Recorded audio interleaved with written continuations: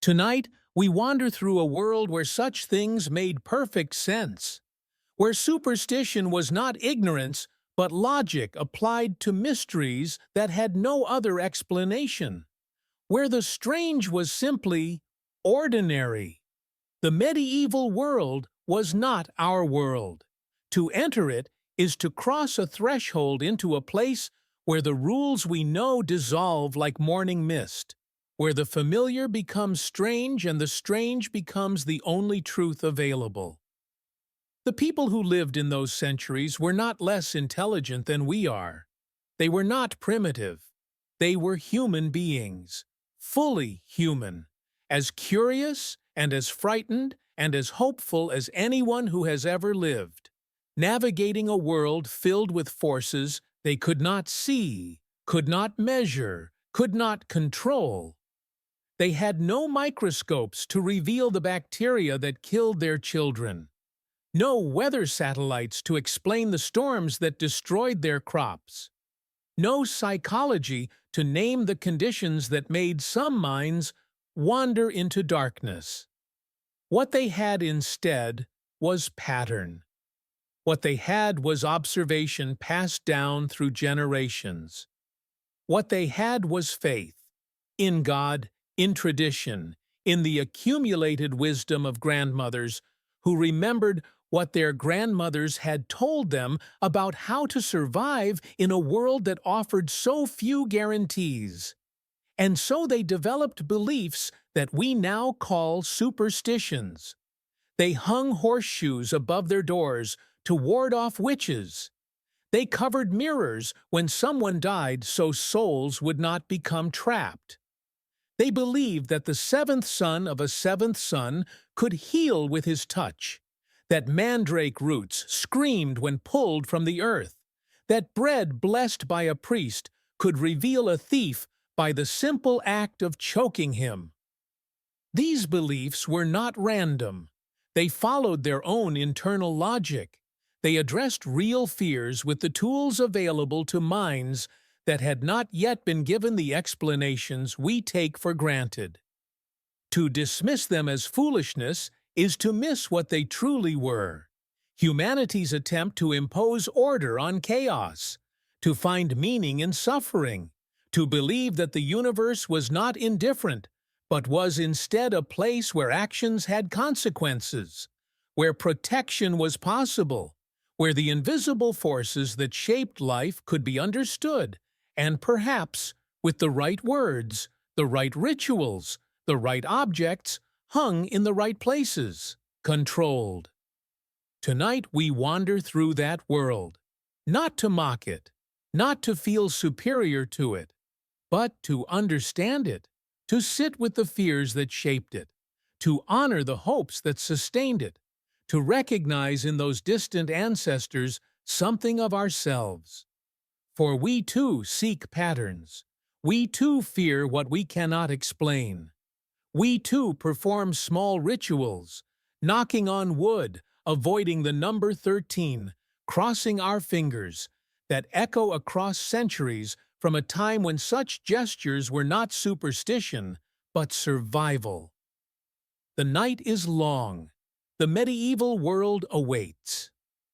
Let us enter it slowly, gently, with the respect owed to those who came before us, and the humility owed to mysteries that remain mysteries still. Let the strangeness settle around us like a familiar blanket. Let the distance between their world and ours grow smaller with each passing chapter. And let us remember, as sleep approaches, that the border between belief and knowledge has always been thinner than we imagine, that what we know today was once what we believed, and what we believe today may one day be known, or may be recognized as the superstition of an age that thought itself enlightened. The candles are lit. The threshold is crossed. The medieval night begins. In the stone towers of medieval churches, bronze bells hung in darkness, waiting. They waited through still afternoons, when the sky was clear and birds sang in the orchards below. They waited through the quiet watches of the night when only monks stirred in their prayers. But when clouds gathered on the horizon, when the first distant rumble announced that something was coming, the bells found their purpose, and men climbed the narrow stairs, gripped the heavy ropes, and began to ring. They were not merely announcing a storm, they were fighting one. The medieval mind understood thunder and lightning differently than we do. Where we see atmospheric pressure and electrical discharge, they saw warfare. Cosmic warfare waged between heaven and the forces of darkness. Storms were not weather, they were assault. Demons rode the clouds, hurled hail upon crops, struck churches with lightning as acts of defiance against God. And the bells, consecrated by bishops, anointed with holy oils inscribed with prayers and the names of saints, were weapons against that darkness. The logic was precise. Sound, they believed, had power over the invisible world. The ringing of a blessed bell could fracture the air, could shatter the concentration of malevolent spirits, could scatter the demonic forces that gathered within the thunderheads. Each toll was an exorcism made audible. Each peal was a prayer that traveled upward to pierce the veil between the mortal world and whatever lurked beyond it. Church bells were not merely cast, they were baptized. Ceremonies survive in medieval manuscripts describing the ritual. The bell was washed, anointed with chrism, given a name like a child entering the faith. Some bells were named for saints whose protection they would invoke. Others bore inscriptions that promised their power.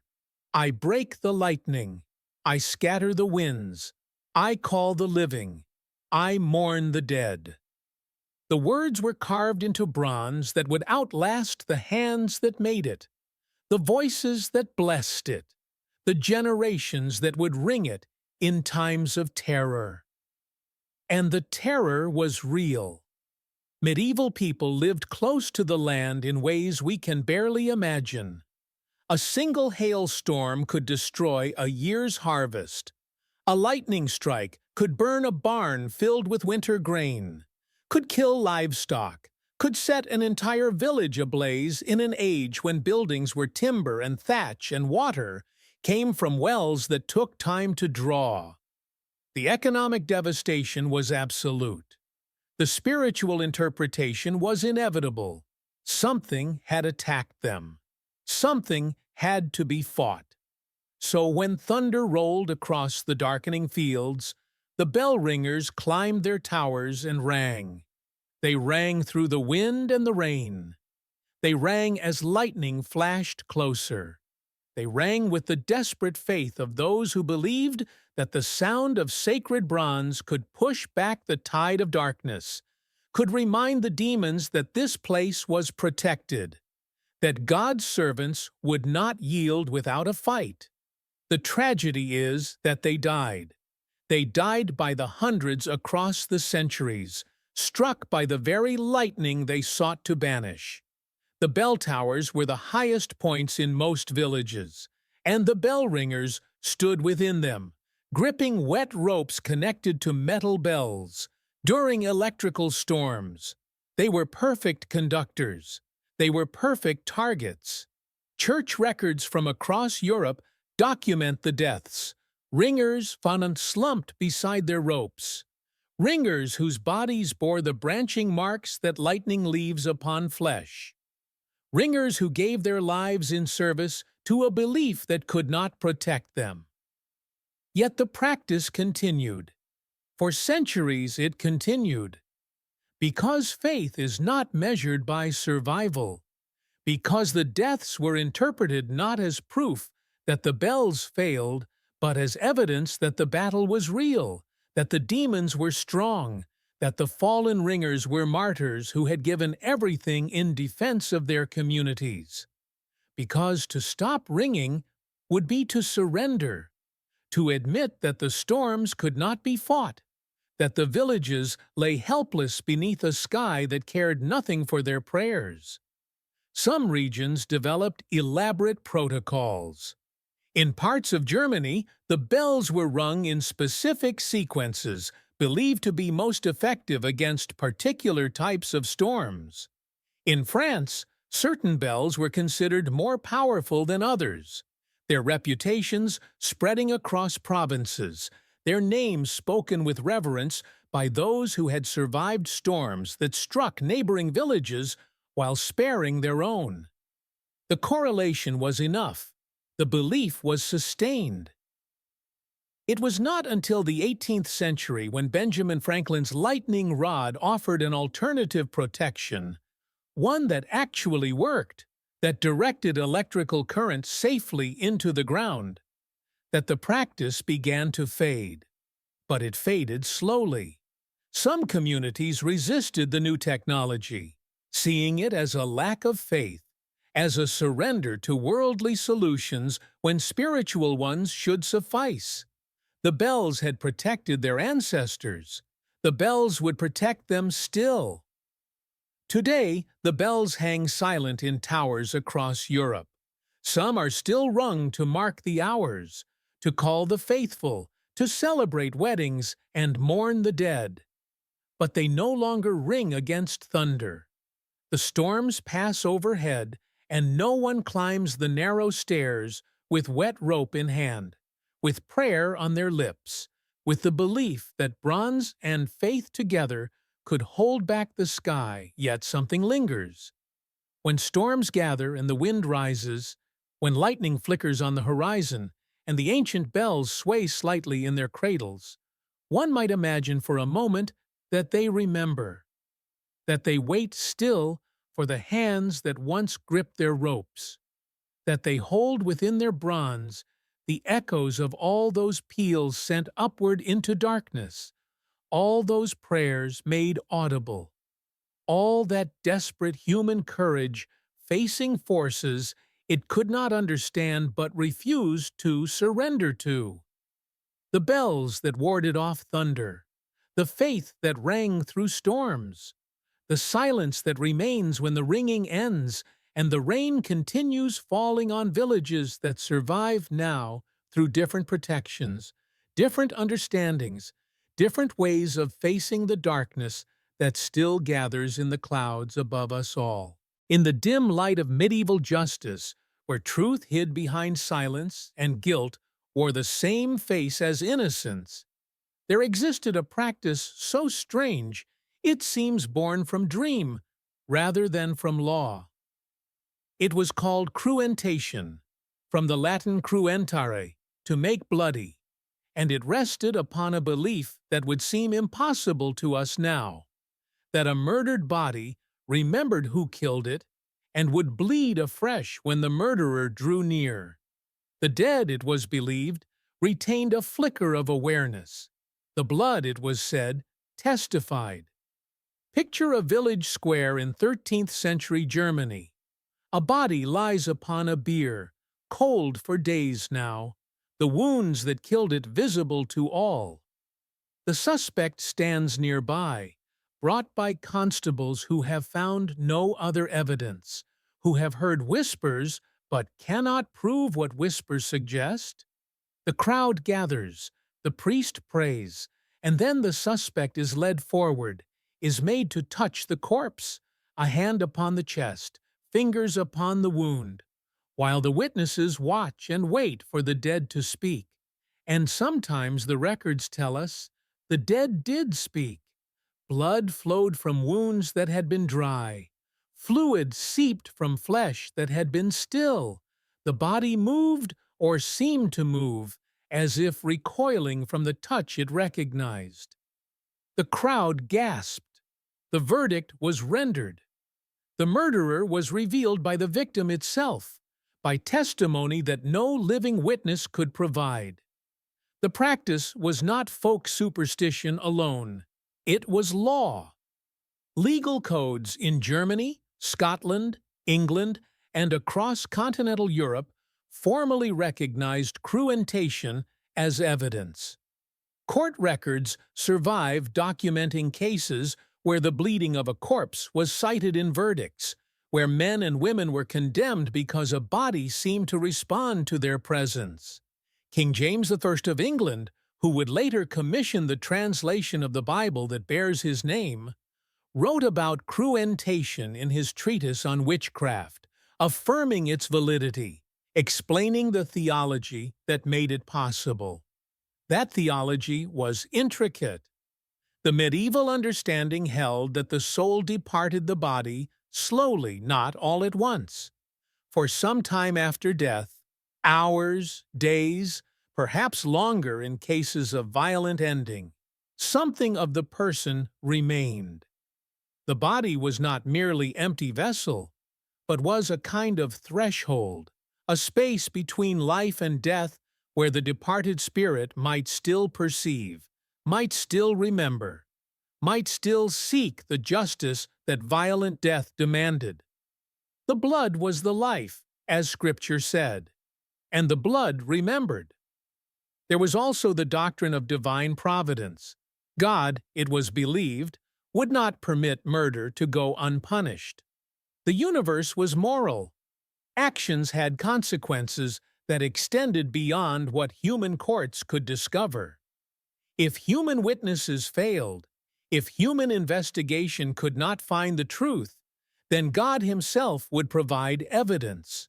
Through miracles, through signs, through the bleeding of wounds that accused the guilty hand that had made them. The practice seems cruel to us now, and it was. Imagine the terror of the accused, guilty or innocent, being forced to approach the body, to touch the cold flesh, knowing that coincidence or decay or the expectations of the watching crowd might condemn them regardless of truth. Bodies do things after death. Fluids shift. Gases build. Pressure changes position. What the medieval eye interpreted as accusation might have been nothing more than the natural processes of decomposition, triggered by movement, by temperature, by the simple fact that bodies are not stable things. But to Key, this is not to dismiss the belief. The people who practiced cruentation were not fools. They were searching for truth in a world that offered few tools for finding it. They had no forensic science, no fingerprinting, no DNA analysis. They had only the evidence of their eyes, the testimony of witnesses who might lie, and the faith that God would not abandon them to uncertainty. Cruentation was an attempt to reach beyond human limitation, to access a form of truth that transcended the failures of human investigation. And perhaps sometimes it worked, not through supernatural intervention, but through psychology. The guilty, believing that the corpse would reveal them, might tremble, might hesitate, might behave in ways that confirmed suspicion. The innocent, confident in their innocence, might approach without fear. The expectation of revelation might create the conditions for revelation, not because the dead spoke, but because the living could not help but answer. The practice faded as the centuries passed. By the Enlightenment, cruentation had become embarrassment to legal systems that aspired to rationality.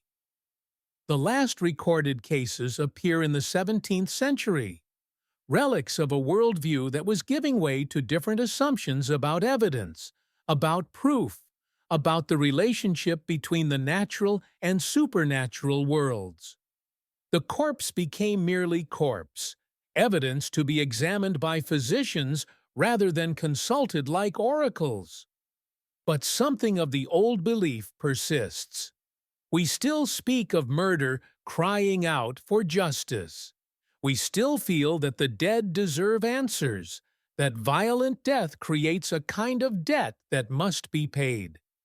We still hope in some deep part of ourselves that the truth will come to light, that the universe is not indifferent to justice, that wrongs will be righted, that the guilty will be revealed even when human investigation fails. The corpse that bled before its murderer, the dead that testified, the justice sought in a world where justice was hard to find and harder to prove. The medieval belief has faded, but the longing beneath it remains. The hope that truth is knowable, that innocence can be vindicated, that the silence of death is not the final silence, that somewhere, somehow, the murdered still remember who killed them. In the borderlands of Wales and the western reaches of England, in the valleys where mist gathered thick and the old ways lingered long after they had faded elsewhere, there existed figures who walked between worlds. They were outcasts, dwelling at the edges of villages that needed them but would not claim them. They were called sin-eaters, and their service was as sacred as it was reviled. For a small payment and a piece of bread, they consumed the sin of the recently dead. Picture a cottage in the Welsh hills. A body lies upon the bed, still warm. The family gathered in grief and in fear. Not fear of death alone. Death was familiar, was constant companion in an age when illness took the young and age came early. The fear was deeper. Fear for the soul that had departed, for the journey it must now make, for the weight of transgression it carried. For who among the living dies without sin? Who passes through life without cruelty, without lies, without the small failures that accumulate like dust? The family sends word to the margins of the village, to a hut where the sin-eater dwells alone. He comes at twilight, always at twilight, between day and night, between the world of the living and whatever waits beyond.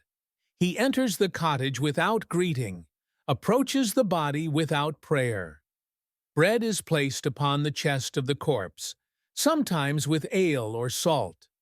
The sin-eater takes it. He eats it. He swallows. And in that swallowing, the sins of the departed transfer to him.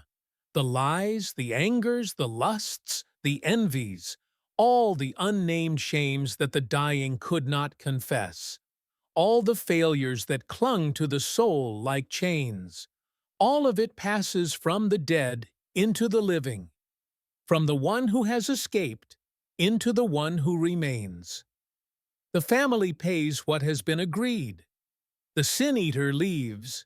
The departed soul rises lighter now, freed from the burden that might have dragged it down to darker places. And the sin-eater returns to his hut at the village edge, carrying within him the weight of another's failures, adding them to the accumulation of all the sins he has consumed before. The theology of the practice was never officially sanctioned by the Church.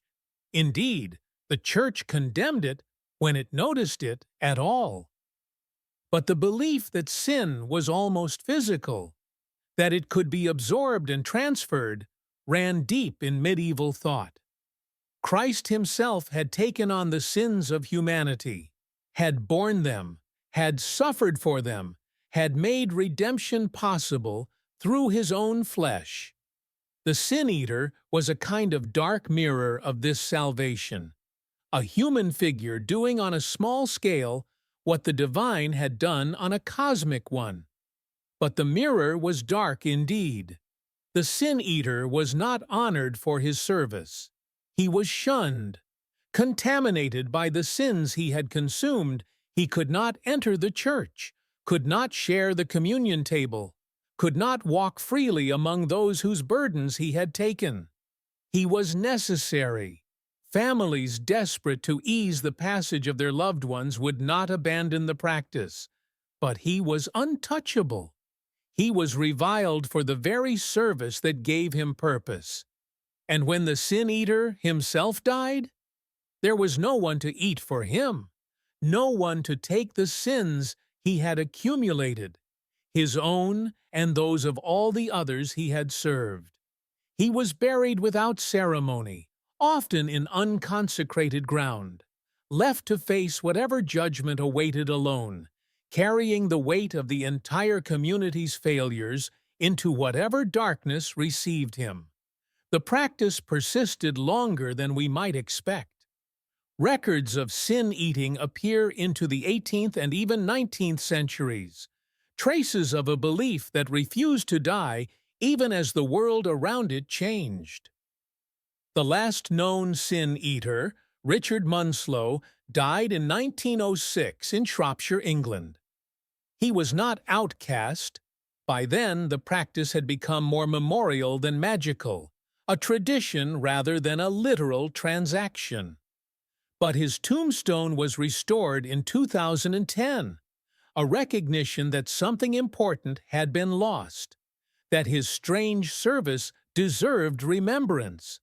What are we to make of the sin-eaters?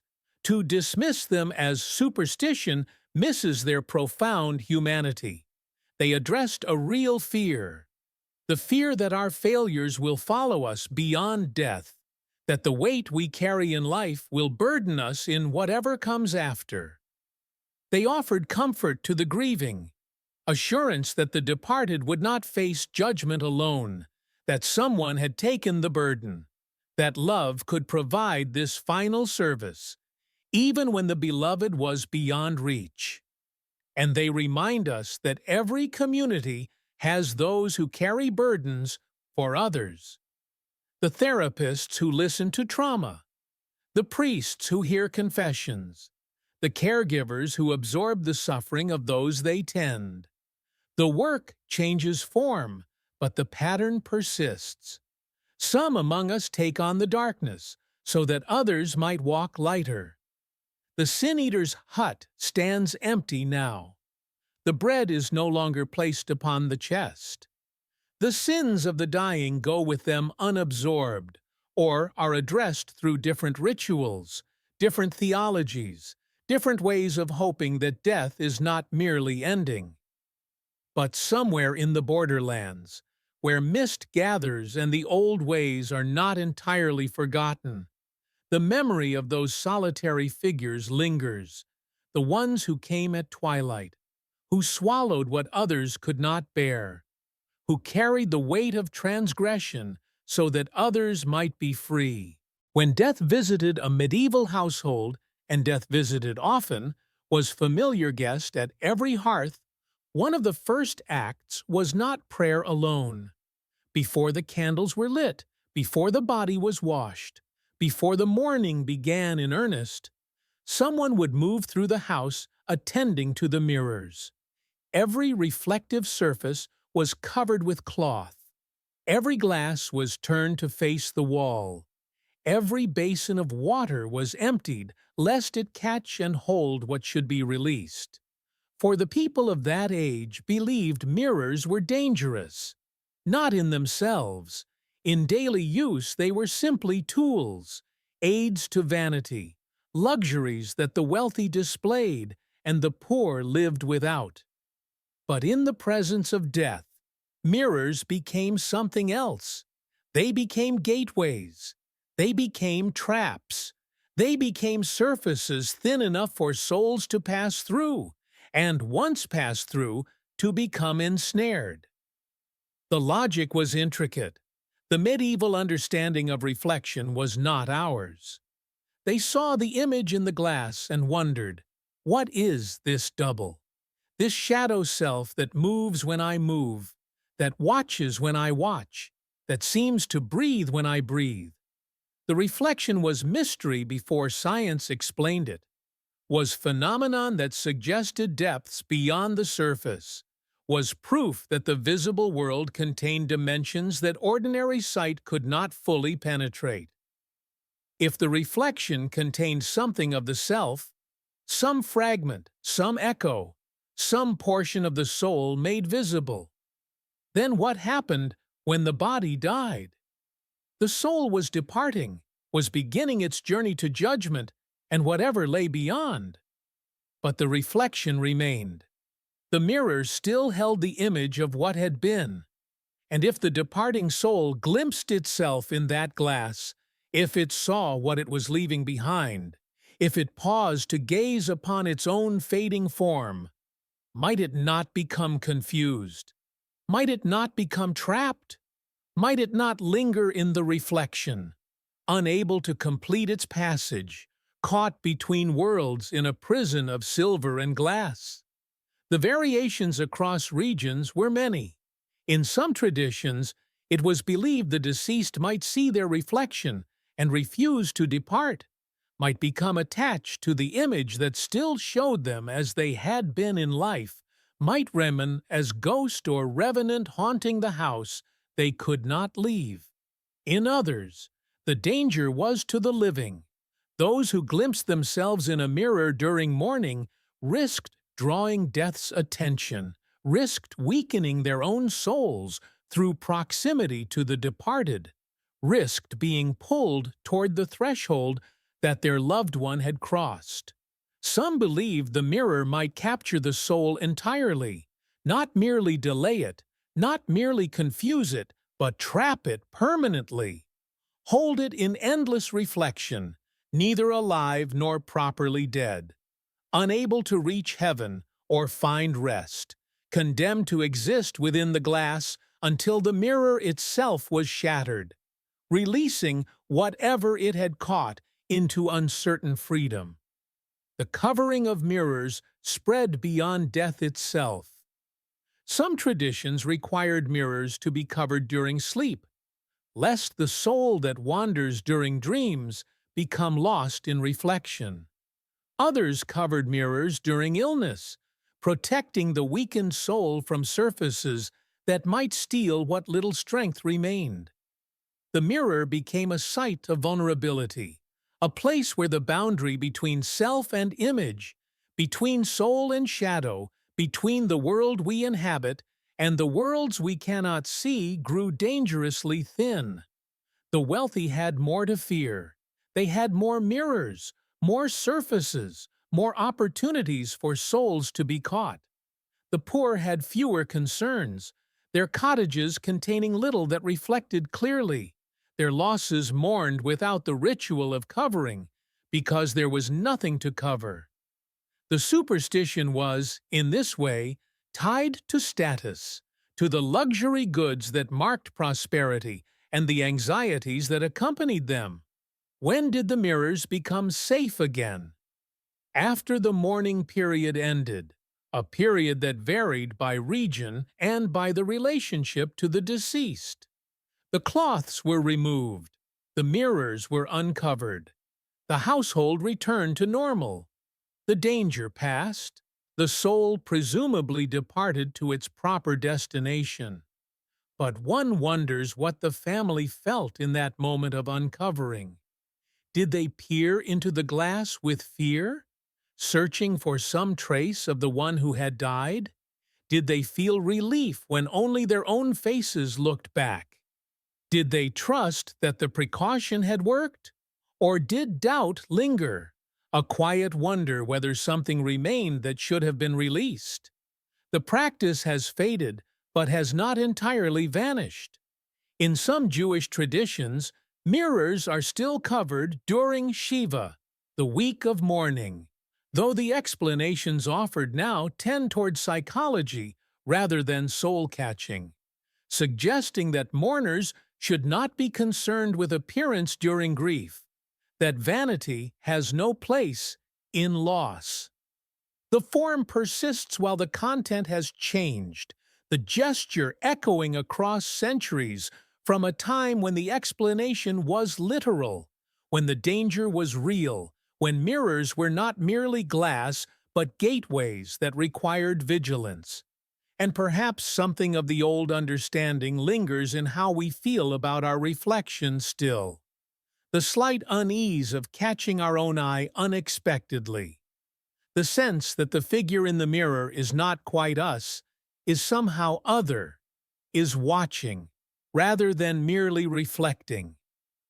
The persistent cultural tropes of mirrors as portals, as prisons, as surfaces that might show us more than we wish to see, or might take more than we wish to give. The mirrors that held trapped souls. the covering and uncovering, the fear that reflection might become prison. The medieval mind knew that surfaces could be deceptive, that what seems solid might be passage, that the boundary between self and image is thinner than we imagine. The mirrors are uncovered now, but in the moment of loss, when death visits and the world shifts beneath our feet, we might still glance at our reflection and wonder, briefly, what else might be looking back. Across Europe, in an age when fear wore the face of the ordinary, when the neighbor who had always seemed strange became suspect, when misfortune demanded explanation, and explanation demanded a culprit, the witch hunters searched for proof upon the body itself. They believed that Satan marked his servants. Somewhere on the flesh of anyone who had made compact with the devil, there would be a sign, a mole, a scar, a patch of skin different from the rest. And this mark, unlike natural flesh, would feel no pain and would shed no blood when pierced. And so the pricking began.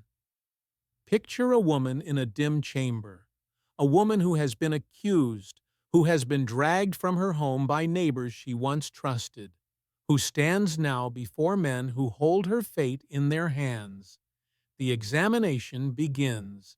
She is stripped, modesty abandoned, in the search for evidence that will condemn or save. Every inch of skin is scrutinized. Every irregularity is noted. The birthmark on her shoulder, the mole upon her back, the scar from a childhood burn. Any of these might be the devil's signature, the visible proof of invisible covenant. The pricker approaches. Sometimes he is a professional, a man who has made career of finding witches, who travels from town to town offering his services, who is paid for each witch that he identifies. He carries long needles, sometimes concealed in handles, sometimes displayed openly as tools of righteous investigation. He approaches the suspect. He places the needle against the mark. He pushes. If she cries out, if blood flows, the mark is natural. She has passed this test, though others may await. But if she does not cry out, if no blood appears, then the mark is proven. Satan has touched her there.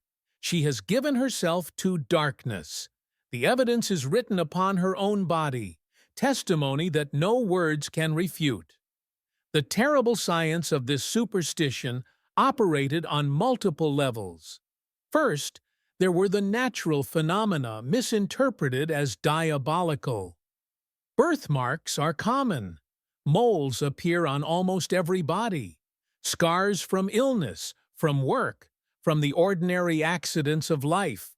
All these marked medieval bodies, which knew neither dermatology nor understanding of how skin naturally varied and healed. Any such mark, in the charged atmosphere of a witch trial, became potentially damning. Then there were the tricks of the prickers themselves. Some used retractable needles, devices designed to seem to penetrate, but actually to collapse into their handles, producing no pain and no blood, regardless of where they were applied. These professional witch-finders were paid by conviction. Their income depended on finding guilt.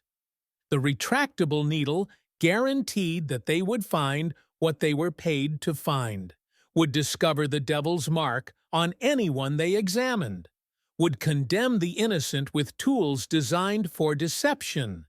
And there was the psychology of the examination itself. Shock numbs. Terror numbs.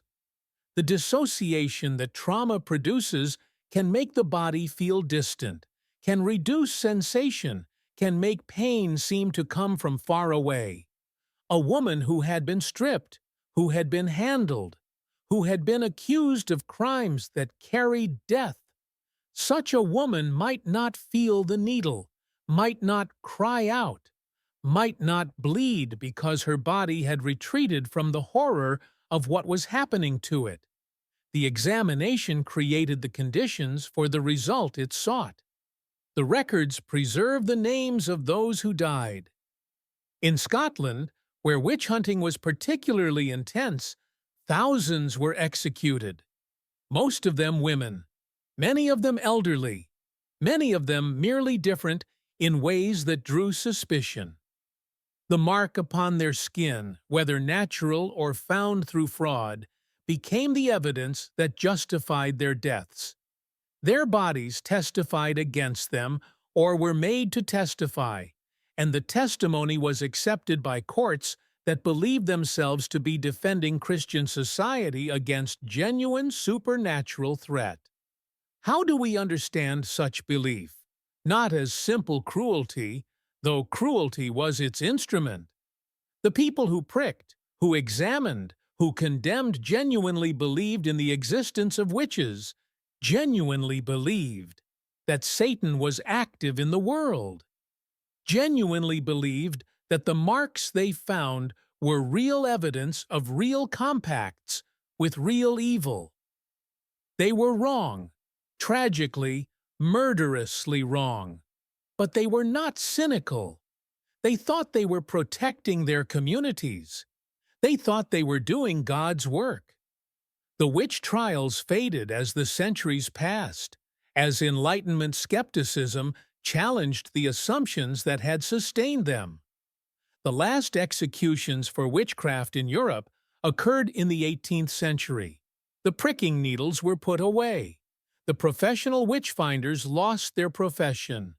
The marks upon the skin became merely marks again, birthmarks and moles and scars that meant nothing beyond the ordinary variations of human flesh. But something of the old fear persists in how we treat bodies still. The search for visible signs of invisible corruption. The assumption that the body reveals the soul. The tendency to interpret physical difference as moral failing. To read character from appearance. To find guilt in the flesh of those we have already decided to suspect. The witch's mark is gone, but the impulse that created it, the desire to find upon the body the proof of what we fear in the spirit, remains with us, transformed but not extinguished. The marks, the needles, the skin that could condemn. The medieval body was text to be read by fear, surface upon which suspicion could find confirmation. The pricking has ended, but the impulse to find visible evidence for invisible guilt, to locate on the body the signs of what we cannot otherwise prove, this remains, a shadow of the witch trials lingering in how we judge and are judged, in how the body speaks even when we wish it would be silent. In cottages across medieval Europe, or when a healthy infant suddenly sickened, when a cheerful child became listless and strange, when the baby who had nursed so eagerly now turned from the breast with eyes that seemed to belong to someone else, parents faced a terror beyond ordinary illness. This was not natural sickness, they believed. This was theft. Their true child had been stolen in the night, replaced while they slept by something else, a changeling, a fairy creature left in exchange, a withered and hungry thing that wore their baby's face, but was not their baby at all. The belief was widespread and ancient. It appeared in Germanic traditions, in Celtic folklore, in Scandinavian tales, in stories from every region where people told stories about the hidden folk, the fairies, the elves, the beings who lived in hills and forests and waters, who were not human but who watched humans with interest, with envy, with hunger for what humans possessed. And what humans possessed that the hidden folk desired most was children. Human children, healthy and beautiful and alive in ways that fairy children, pale, sickly, never quite thriving, were not. And so they stole, they crept into cottages at night, past thresholds that should have been protected, past iron and rowan and all the wards that should have kept them out. They took the human infant and left their own in its place, a changeling that might look like the stolen child, but was fundamentally different. The changeling did not nurse properly. It cried constantly, or it did not cry at all. It watched with ancient eyes. It failed to grow, failed to speak, failed to become what human children become. What we recognize now in these descriptions breaks the heart. The symptoms of changeling belief match conditions we have names for: failure to thrive, developmental disabilities, autism, genetic disorders that affect appearance and behavior, childhood illnesses that transformed previously healthy infants into something their parents could not understand. Medieval people had no vocabulary for these conditions, no framework for understanding why some children were different, why some did not develop as expected, why the baby they had welcomed became stranger they could not reach. The changeling explanation provided answers. It explained why this had happened. The fairies had done it, not God, not punishment for sin, not random chance. It explained what had changed. This was not the same child, not the child they had loved, not the child they had expected. And it suggested remedies, ways to recover the stolen infant, ways to force the fairies to reverse the exchange, ways to restore what had been lost. The remedies were often cruel. Some traditions held that changelings could be exposed by making them laugh or speak, revealing their true ancient nature.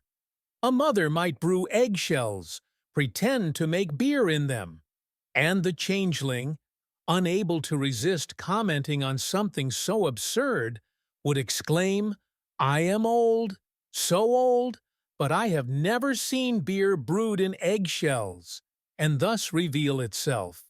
Other remedies were worse, placing the suspected changeling on a shovel over the fire, reasoning that fairies feared iron and flame, abandoning the child at crossroads overnight, believing the fairies would reclaim their own and return the human infant, beating the changeling, starving it, subjecting it to treatment no child should endure, all in the desperate hope that the fairies would take back their creature and return the real child who was missed, who was mourned, who was still waiting somewhere in the fairy hills for parents who would not give up. Children died from these remedies. Children were killed by parents who loved them but could not accept them, who believed the cruel treatment was directed not at their own child but at the impostor who had taken their child's place. The records preserve some of their names, some of their stories, trials where parents were charged with harming children they insisted were not truly theirs. The belief provided framework for denial, for rejection, for violence that grief and confusion made possible. But beneath the cruelty lay genuine suffering.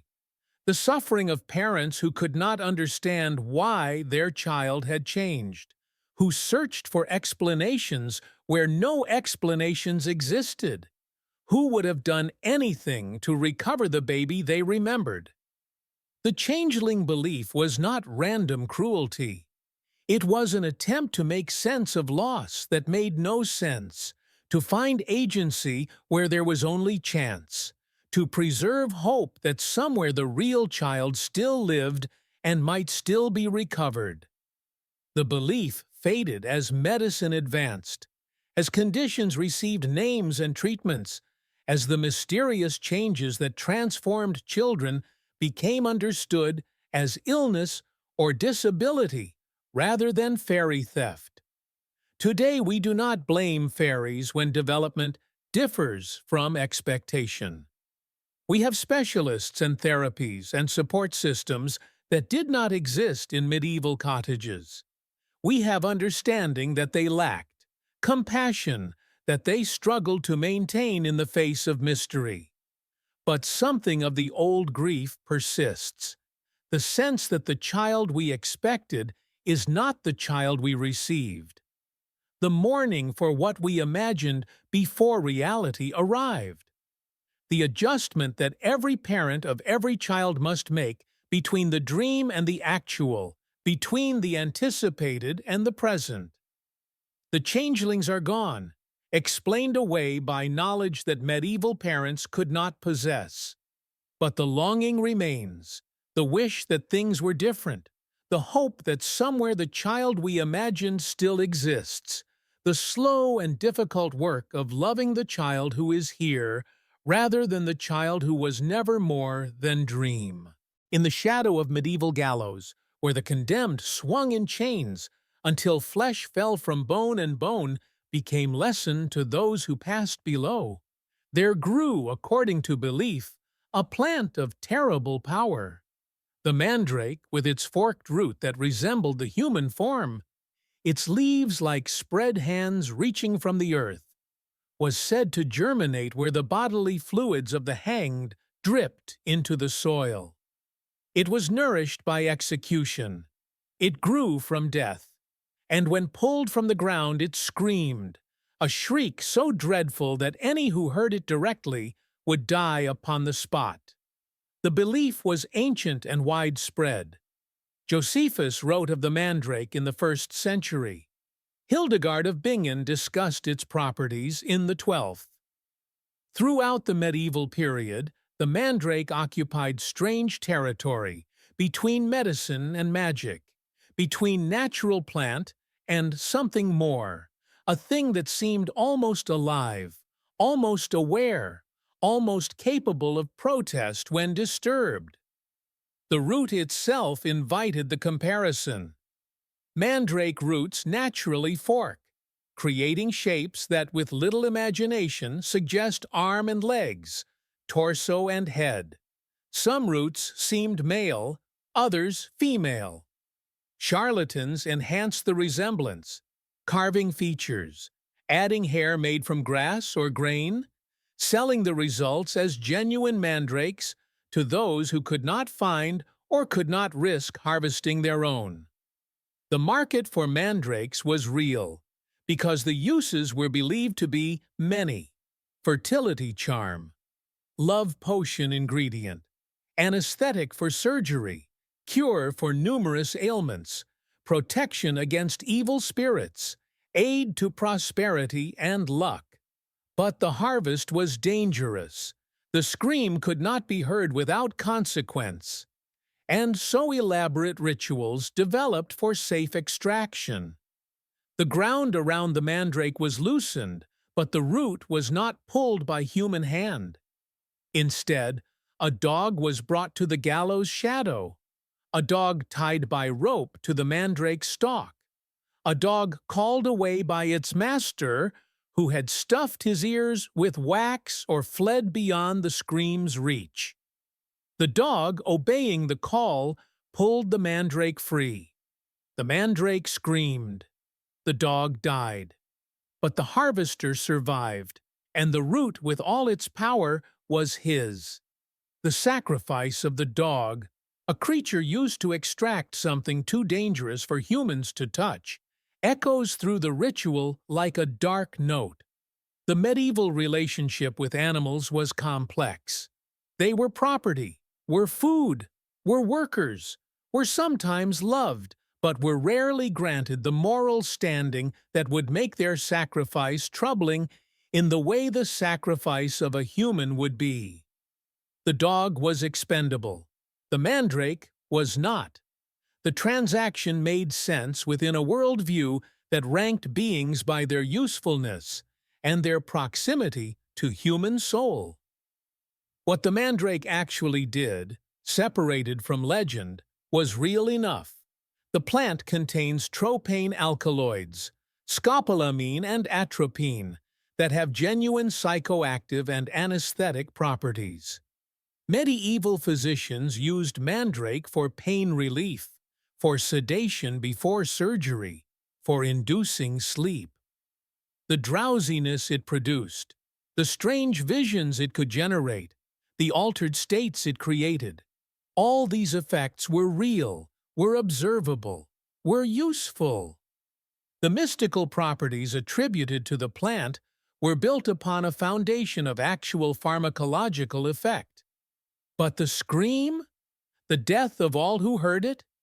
These were elaborations, were additions that transformed a powerful plant into something supernatural, something that required ritual and sacrifice to obtain. Perhaps the danger served a purpose, made the mandrake more valuable by making it more difficult to acquire, protected the supply from casual harvesting, ensured that only those serious enough to perform the ritual would attempt to obtain what lay beneath the gallows' shadow. Or perhaps the scream expressed something true about the plant's origins. It grew where the hanged had died. It was nourished by their fluids, their decay, their final moments of suffering. The mandrake was, in a sense, the distillation of violent death, the transformation of execution into botanical form. If such a plant could be said to have a voice, what sound would it make but the cry of those whose deaths had given it life? The gallows are gone now, or transformed into historical sites where tourists gather rather than crowds assembled to witness punishment. The mandrake still grows, still forks into shapes that suggest the human form, still contains the alkaloids that made it medically useful. But we no longer harvest it with dogs and wax-stopped ears. We no longer believe that death lurks in its extraction. We have separated the plant from the myth, the chemistry from the magic, the root from the scream. Yet something of the old belief lingers in how we think about powerful substances still. The sense that what heals can also harm. The awareness that effective medicines often come from dangerous sources. The intuition that to extract benefit from nature sometimes requires sacrifice, requires risk, requires confronting forces that would rather remain undisturbed. The mandrake no longer screams, but the knowledge that power and danger intertwine, that the most potent things often lie in the darkest places, that to reach for healing is sometimes to traffic with death. This knowledge remains, a truth the medieval world expressed through legend that we express through warnings and protocols, and the careful controls we place upon substances that could cure or kill depending on the dose. In the folk belief of medieval England, Ireland, and France, there existed a hierarchy of birth that carried supernatural weight. Position in the sequence of siblings was not mere accident, but was destiny, and the most powerful position of all belonged to the seventh son of a seventh son. Such a person, born after 6 brothers in an unbroken chain of male births, was believed to possess healing powers from birth. No training was required, no ordination, no study of medical texts or apprenticeship with physicians.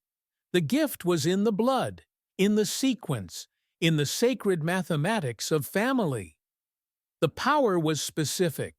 The seventh son could cure the king's evil, scrofula we would call it now, a form of tuberculosis that affected the lymph nodes, causing swelling and disfigurement, chronic illness that persisted for years, that medieval medicine could not effectively treat.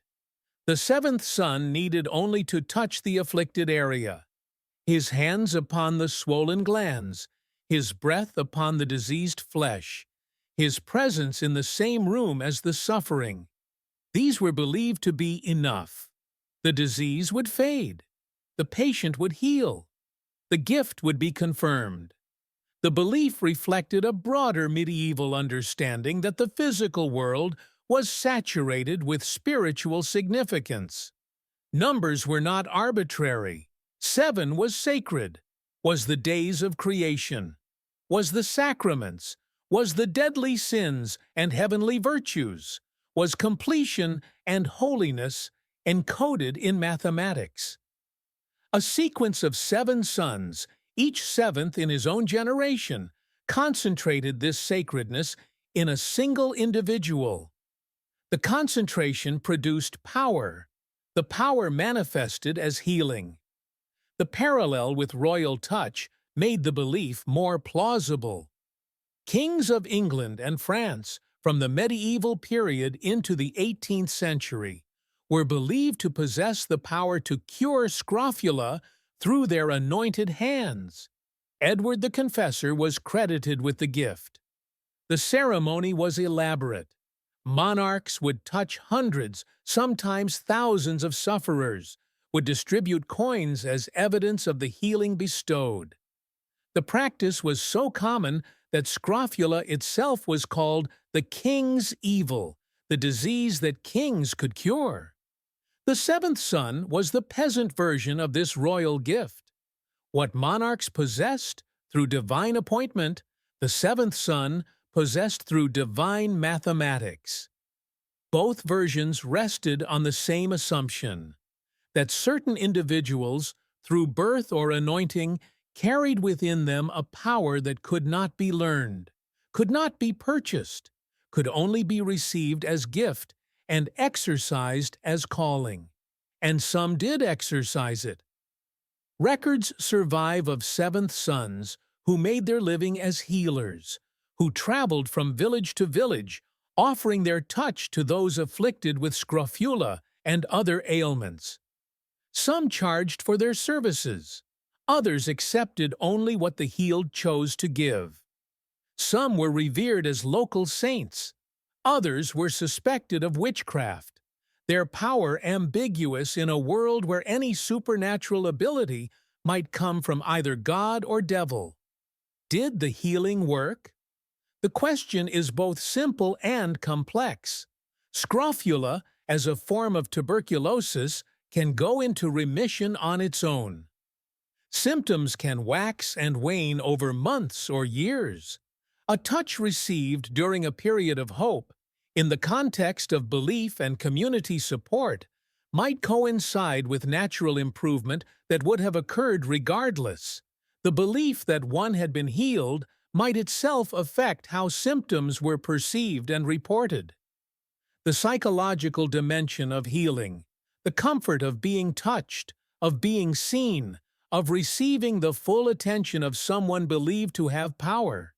This dimension is real, is measurable, is present in healing encounters across every tradition. So perhaps some did feel better after the 7th son's touch. Perhaps some recovered from what might have resolved anyway. Perhaps the belief itself had power, not supernatural power, but the ordinary power of hope and community, and the simple human need to believe that help is possible when suffering seems endless. What we cannot know is what it felt like to be the 7th son, to be born into a role you did not choose, marked from infancy as different, expected to perform miracles you could not understand, and perhaps could not control. Did they believe in their own power? Did they feel the healing flow through their hands, or did they perform a ritual they suspected was empty? Did they rejoice in the good they might do, or did they carry the weight of every patient who did not improve, every hope they failed to fulfill?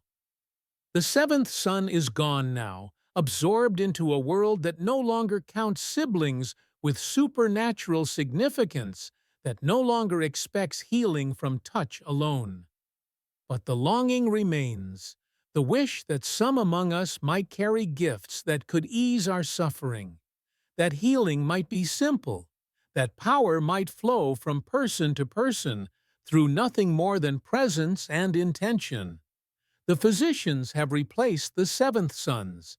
The antibiotics have replaced the touch. But somewhere in the hope we bring to every doctor's office, every healer's hands, every person we believe might help us. Somewhere in that hope lives the shadow of the seventh son, the faith that healing can come from those blessed by forces we do not understand. Above doorways throughout medieval Europe, and persisting into the present in farmhouses and cottages where old ways linger, horseshoes were nailed with their ends pointing upward, forming a crescent believed to ward off witches, evil spirits, and malevolent forces that might otherwise enter freely. The practice was so widespread, so deeply embedded, that even churches bore horseshoes above their doors. The sacred and the superstitious intertwined in iron, mounted on stone. The logic was layered. Iron itself was believed to have power over the supernatural world.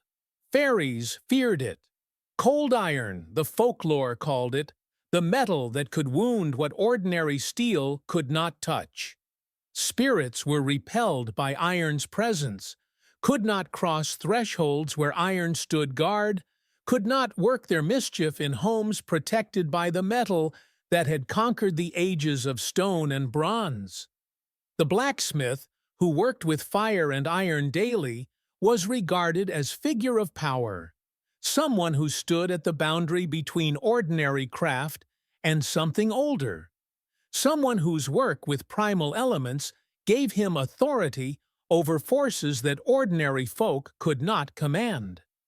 The horseshoe combined iron's power with additional protections. Its crescent shape echoed the moon, sacred in traditions older than Christianity, associated with the goddess who governed night and change, and the hidden things that moved in darkness. The horseshoe's association with horses added further meaning. Horses were noble creatures, expensive and powerful, associated with warfare and status, symbols of strength that might be invoked for protection. And the horseshoe was found rather than made specifically for the purpose. The best protective horseshoes, according to tradition, were those discovered by chance, gifts of fortune that carried luck within their very acquisition. The positioning mattered. In most traditions, the horseshoe hung with ends pointing upward, creating a cup that would hold the luck in, keeping good fortune from draining away. But some traditions reversed this, pointing the ends downward so that luck would pour out upon those who passed beneath, blessing all who entered with the protection the iron contained. The disagreement was never resolved, perhaps because both orientations seemed to work, perhaps because the power was in the iron itself rather than in its angle, perhaps because local custom trumped universal logic in matters of folk belief. The number of nails securing the horseshoe also carried meaning. 7 nails were considered ideal by many traditions, 7 being the number of completion, of sacredness, of cosmic significance. A horseshoe properly mounted with 7 nails concentrated protective power at every point of attachment, created a shield that held firm against whatever forces might test it. Other traditions counted differently, but the attention to number testified to the seriousness with which the protection was treated. What were they protecting against? The threats were multiple. Witches who might curse the household or its livestock, evil spirits who might bring illness or misfortune, the evil eye, that look of envy or malice that could blight crops and sicken children, fairies who might steal infants or sour milk or lead travelers astray. The medieval world was populated with dangers invisible but potent, forces that wished humanity ill, powers that could be opposed only through the proper deployment of symbols and substances that they feared. The horseshoe answered these threats with the simplicity of available materials. Not everyone could afford elaborate protections, blessed objects from distant shrines, relics of saints, the attentions of priests. But almost everyone could find a horseshoe. The roads were heavy with horse traffic, and shoes came loose, were thrown, were replaced and discarded.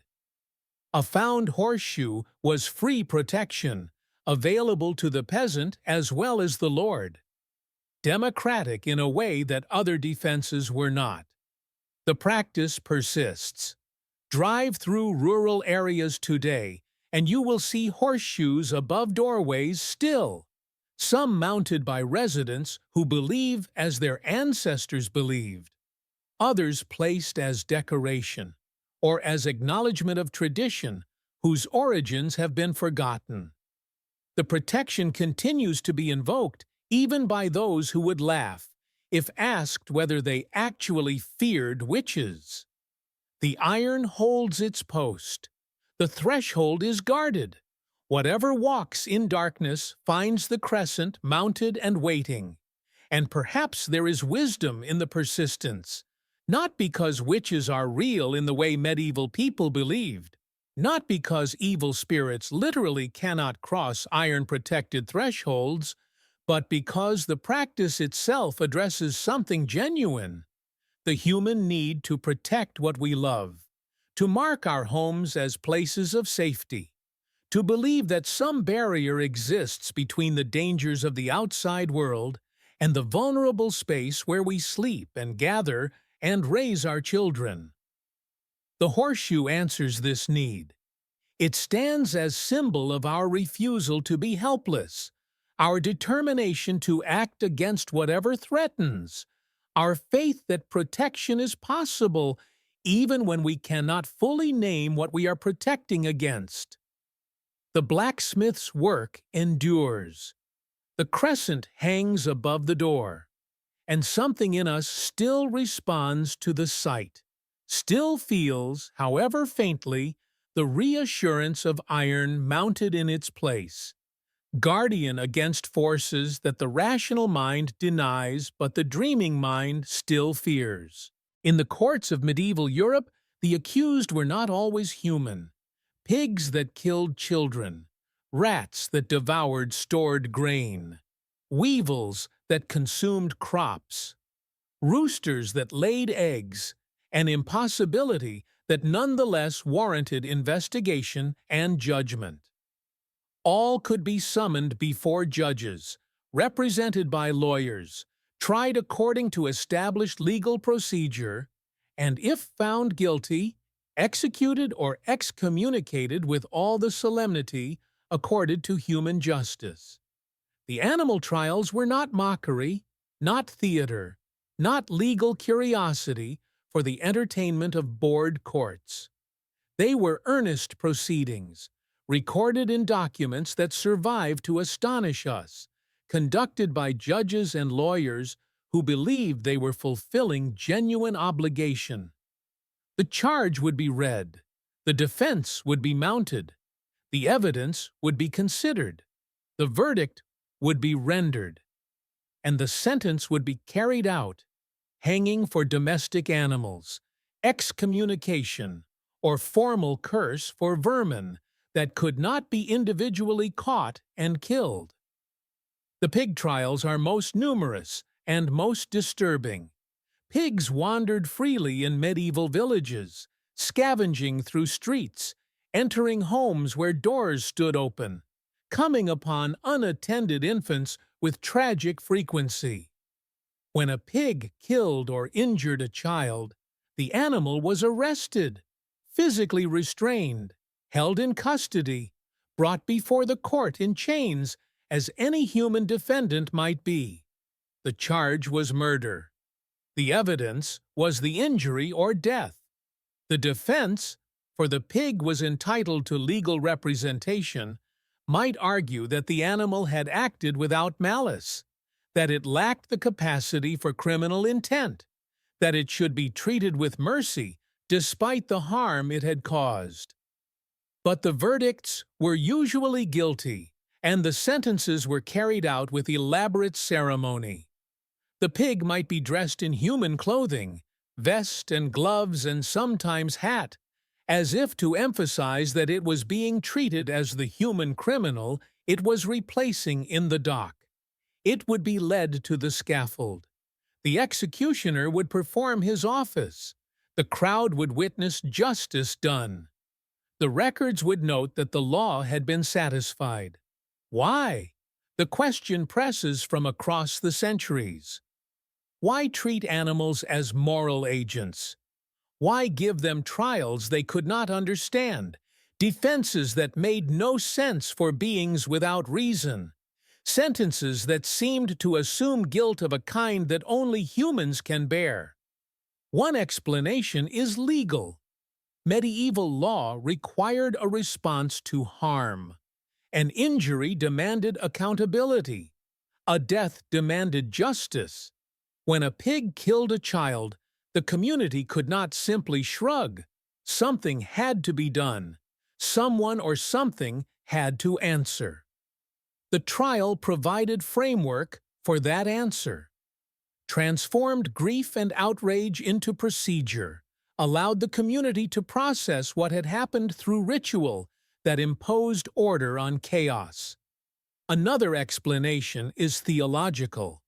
The medieval worldview understood all of creation as existing within moral framework. Animals were not random, were not mere matter, were creatures of God occupying assigned places in cosmic hierarchy.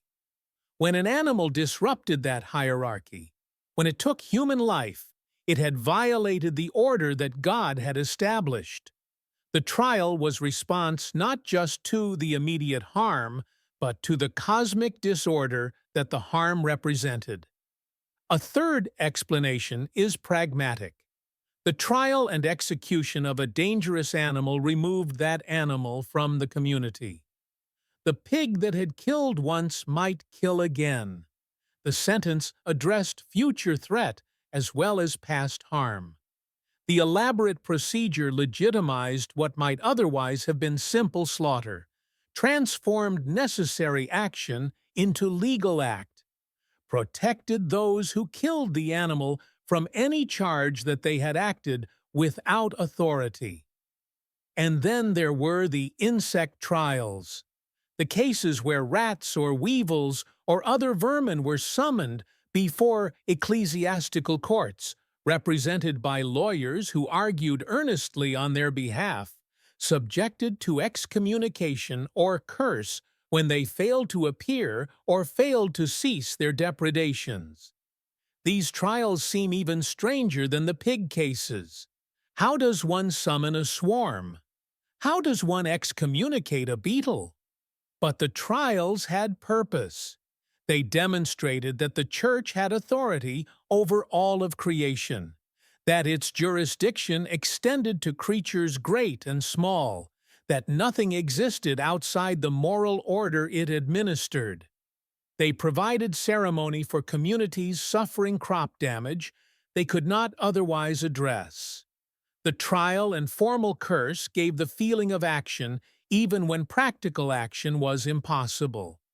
They expressed the medieval conviction that nature itself was part of the social and spiritual order, that even vermin had obligations to that order, that harm to humans violated something fundamental that required formal response. The last recorded animal trial occurred in the 18th century.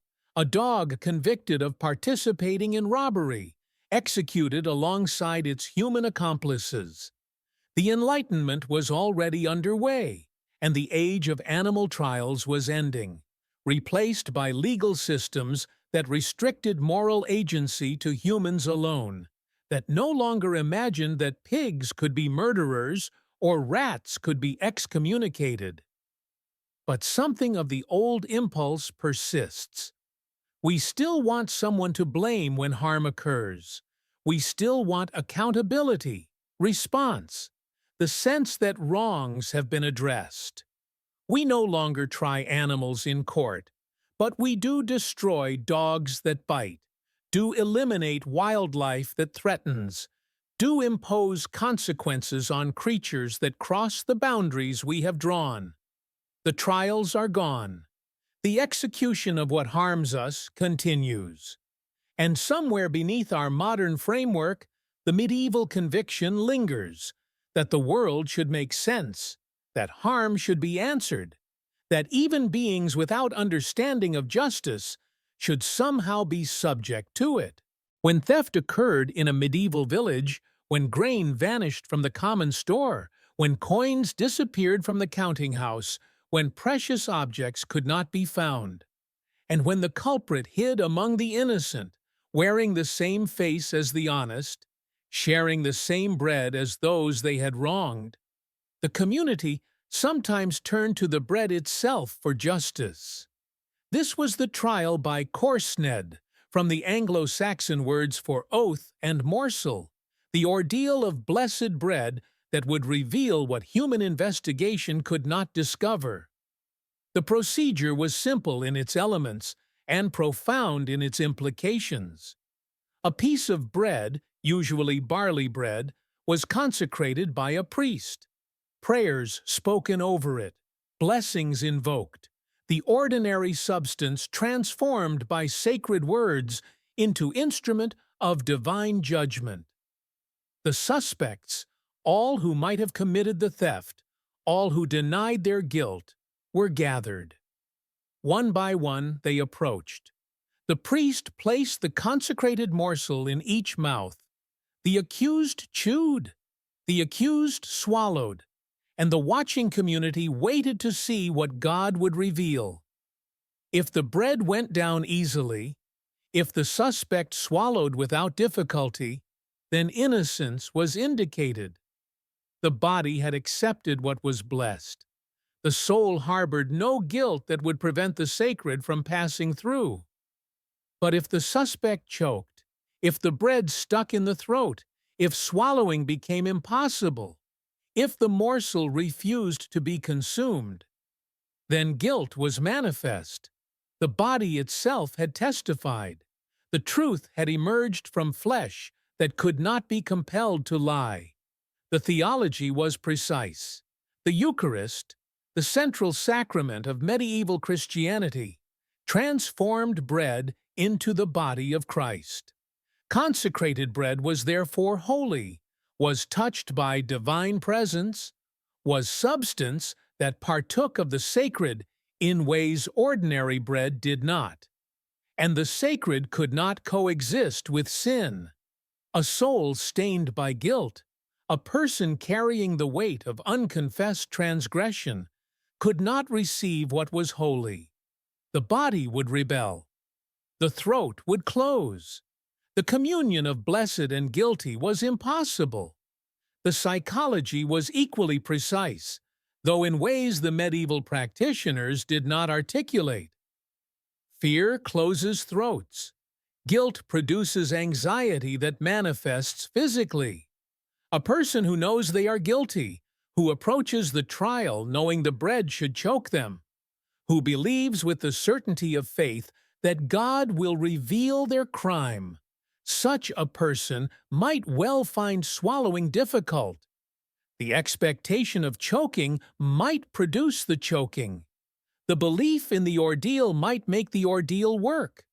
But what of the innocent who were nervous?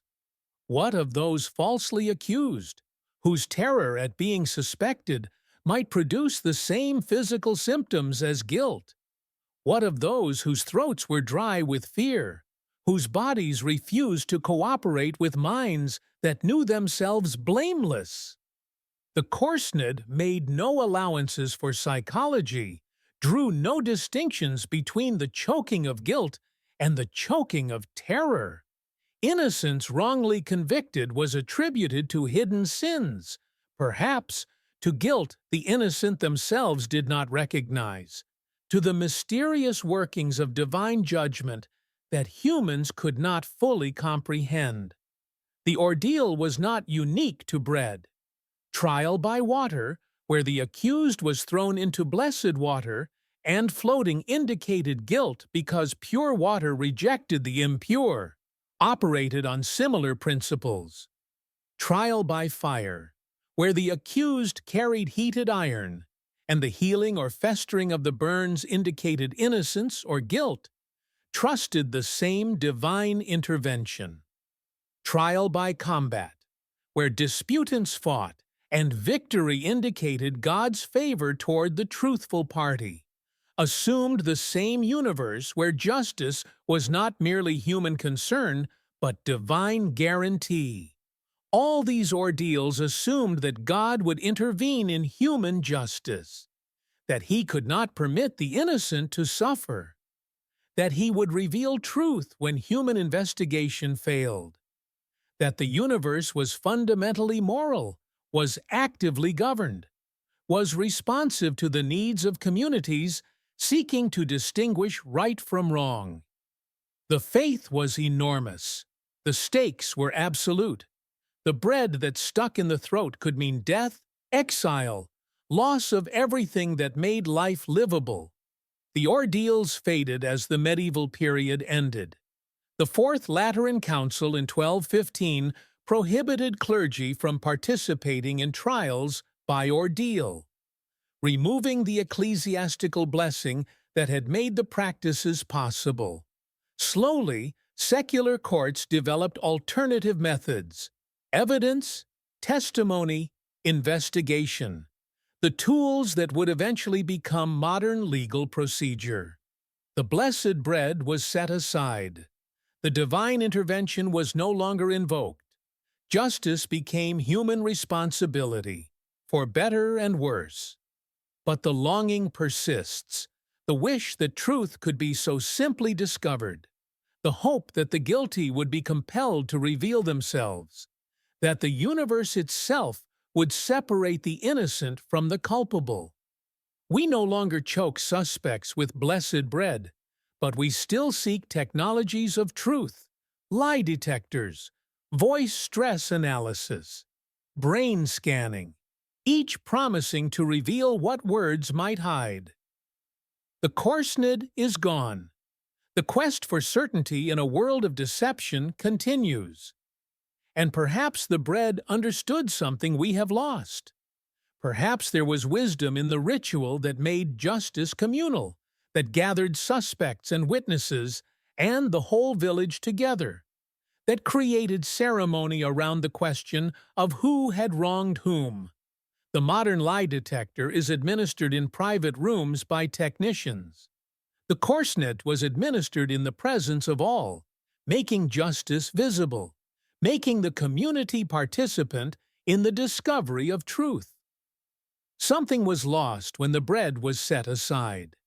The efficiency of modern procedure cannot quite replace what the ritual provided. The sense that truth mattered to everyone, that the community itself was seeking to heal the wound that theft had made. In the chronicles of medieval England, there appear accounts that differ from ordinary ghost stories. These are not tales of spirits glimpsed in passing, of voices heard in empty rooms, of transparent figures that fade when approached. These are accounts of revenants, corpses that rose from graves and walked among the living, not as spirits but as physical bodies, animated by purposes unknown, spreading fear and sometimes disease through villages that could not return them to rest. William of Newburgh, writing in the late 12th century, documented multiple cases with the careful attention of a historian who believed himself recording fact. He named names, specified places, described investigations conducted by bishops and local authorities who took the reports seriously enough to act upon them. The accounts share certain features: a recent death, often of someone notorious for wickedness in life, disturbed earth above the grave, footprints leading from the cemetery to the village, witnesses who saw the corpse walking, often at night, sometimes entering homes where the living cowered. The revenant was not ghost but body, physical, solid, capable of being touched if anyone dared, capable of leaving traces of its passage, capable of the weight and presence that spirits lack. This was the distinguishing horror. Not the possibility that the dead might appear, but the certainty that the dead had returned in flesh, that what should have been rotting in the grave was instead walking the lanes where the living walked, carrying whatever purposes or hungers had drawn it back from death. What caused such return? The medieval explanations varied. Some believed the revenant was animated by unfinished business, wrongs unavenged, debts unpaid, promises unkept. The soul could not rest while such matters remained unsettled, and so it drove the body upward, broke through the earth, walked the familiar paths seeking resolution it could not find. Others believed the return was punishment. The wicked were denied rest, were condemned to wander as their victims had suffered, were displayed to the living as warnings of what awaited those who died in sin. Still others feared that the revenant was not truly the person who had died, but something else, a demon that had occupied the empty shell, an evil spirit that used the corpse as vehicle, animating what should have been still for purposes that were not human and could not be good. This explanation was perhaps most terrifying, for it suggested that the dead themselves were vulnerable to possession, that even death did not free the body from the possibility of being used. The remedies were specific and extreme. When a revenant was identified, the body had to be exhumed, no small undertaking in an age when graves were sacred, when disturbing the dead was sin, when the very act of opening a coffin might be spiritually dangerous. The corpse was examined for signs of abnormality, blood around the mouth, flesh that had not decayed as expected, eyes that seemed somehow still aware.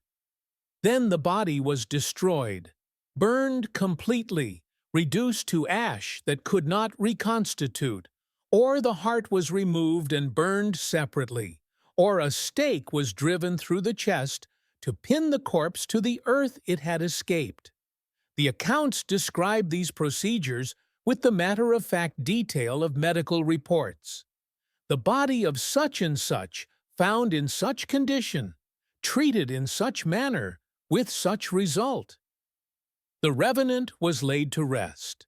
The village returned to peace. The grave remained quiet thereafter. The procedures worked, or at least were believed to work, which in a world where belief shaped reality may have amounted to the same thing. What did medieval people actually encounter? The question invites modern explanations. Premature burial, more common in an age without sophisticated means of confirming death, might produce movements, sounds, the appearance of escape from the grave. Gases of decomposition might cause corpses to shift, to seem to move, to produce sounds that could be interpreted as signs of animation. Disease, particularly plague, which killed quickly and left bodies in states that might be misinterpreted, might spread from corpses to those who handled them, creating apparent contagion from the revenant's touch. But these explanations, however plausible, do not quite account for the specificity of the accounts, the consistency of the descriptions, the earnestness with which bishops and lords investigated and acted. Something was happening that the medieval world could only explain as the dead returning. Whether that something was misinterpretation of natural phenomena, genuine encounters with things we cannot explain, or the power of belief to shape experience, this we cannot know. The accounts remain. The explanations we offer are our own, no more certain than the explanations they offered, perhaps no more accurate to whatever truth the revenants represented. What persists is the fear itself, the ancient fear that death might not be final, that the grave might not hold, that those we have buried might find their way back to us, changed by whatever they experienced in the darkness, no longer quite the people we knew, perhaps no longer people at all. We tell ourselves that death ends things, that the corpse is merely matter, that nothing returns from beyond that threshold. But somewhere in the quiet hours, when sleep is slow to come and the house settles into silence, the old fear stirs. The revenant walks still, at least in imagination, at least in the stories we cannot quite stop telling. The dead we have loved or feared might find the path back. The grave might open, the door might creak, and in the darkness, something that was buried might be standing, watching, waiting for us to acknowledge that death is not always the end of presence. Conclusion. The night deepens, and the medieval world recedes, fading like mist at dawn, leaving behind only impressions. The sound of bells through storm, the weight of iron above a threshold, the silence of churchyards where the buried may or may not remain.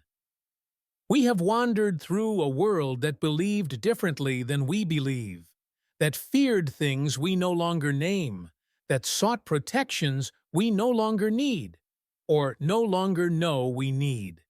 What are we to make of these strange beliefs? It would be easy to dismiss them, to feel the comfort of our modern certainties, to congratulate ourselves on having escaped the superstitions that haunted our ancestors. But such dismissal misses what the beliefs reveal, that human beings have always faced an uncertain world, have always sought to understand what could not be understood, have always created rituals and precautions and stories to address the fears that reason could not resolve. The medieval mind was not less intelligent than ours. It was differently equipped. It had observation and pattern recognition, but not microscopes. It had faith and tradition, but not controlled experiments. It had the accumulated wisdom of generations, but not the scientific method that would eventually transform how humans investigate the world. Within the constraints of what they knew, medieval people acted rationally, seeking causes for effects, developing explanations that made sense of observed phenomena, creating practices that seemed to work, or at least provided the comfort of action in the face of helplessness. And perhaps we have not changed as much as we imagine. We still fear what we cannot control. We still seek certainties where certainties cannot be found. We still perform rituals, knocking on wood, crossing fingers, avoiding number 13, whose origins we have forgotten, but whose comfort we still seek. We still wonder, in the quiet moments when rationality loosens its grip, whether the world is stranger than our explanations allow, whether there are forces at work that our science has not yet named, whether the medieval mind glimpsed something true that our enlightened age has simply agreed to ignore. Sleep comes now, the bells hang silent, the horseshoes keep their watch, the graves remain closed, or do not. How would we know in the darkness? The world beyond our windows holds whatever it holds. Weather we have learned to explain, forces we have learned to name, and perhaps something else, something older, something that remembers a time when humans knew enough to be afraid, but not enough to stop the fear. Let the strange beliefs of the Middle Ages accompany us into sleep, not as errors to be corrected, but as testimony to be honored, testimony to human courage in the face of the incomprehensible, human creativity in the face of helplessness, human hope that the world makes sense even when sense is hard to find. Our ancestors were not fools. They were people like us, making their way through darkness, doing the best they could with what they had, believing what their world taught them to believe. And in the morning, when light returns and rationality reasserts itself, we will move through our day with our modern understandings, our scientific explanations, our confident certainties.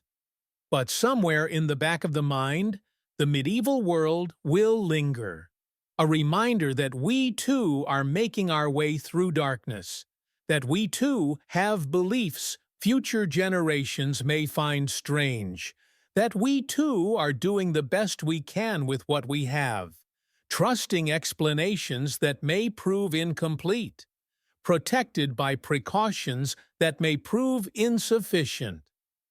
The candles dim, the threshold is crossed back into the present, and the medieval night, with all its strange fears and stranger comforts, releases us at last into sleep.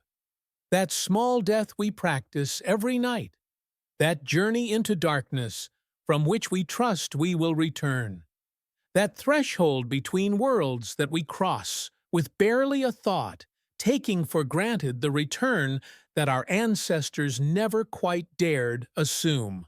Sleep well. The bells will not ring against the thunder. The mirrors are uncovered. The horseshoe hangs in place. And whatever walked in medieval darkness walks there no longer, or walks still, but in the dreams we share with ancestors across the centuries, dreams of a world where nothing was merely what it seemed, where danger was everywhere, where protection was possible, where faith was the only light in the long night of not knowing. Rest now. The strange beliefs have been told. The darkness holds no more terrors than it ever held.